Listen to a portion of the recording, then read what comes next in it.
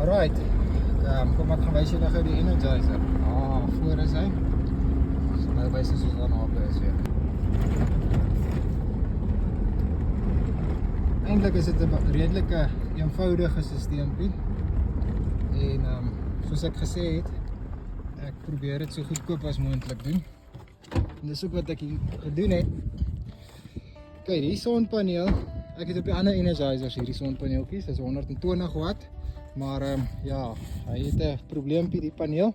Dis al 'n baie ou paneel. Hy gooi daarom sy 12 volt, maar hy gooi net so 1 of 2 amps. So hy kan nie regtig die battery vol laai nie. Dis hoekom ek daai ouetjie lê sommer net hier langs op die grond. Hy help net om vol te laai.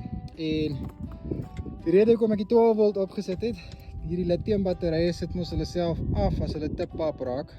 En die 12 volt is direk op die battery gekoppel, dan kan hy die battery jumpstart. As het ek sommer net 'n charge controller vir die groter paneel wat daar op die grond lê. En soos ek sê, dit lyk nou nie so wonderlik nie, maar dit is wat ek gesê het, so goedkoop as moontlik, né?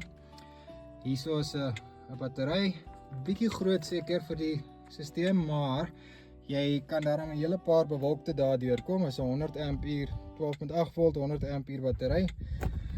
So ja, hy loop lekker. En hierso is my Energizer. Ek het nou op hierdie ene Maps, maar Nemtep, Maps, wat se brands ook al mens nog kry, maak nie saak nie, hulle almal doen maar dieselfde werk. Ek het nou maar toevallig die ene hier gehad. En dis nou al, hy loop die drade, battery, Energizer, van die Energizer af, gaan hy nou weer agter toe. Gronddraad, ek het hom sommer op die tweede draad gegrond. Tweede draad is mos oral die droppertjies en al die raak aan die grond, al die eysterpale is in die grond ingeslaan, hulle almal, as hy is lekker gegrond, hierdie hele, hoeveel ook al kilometer jy wil doen, is dan gegrond. En die lewendige draadjie, daar soos hy sommer net so omgedraai, op die onderste draad, waar hy dan nou sy werk kan doen. En dis maar dit.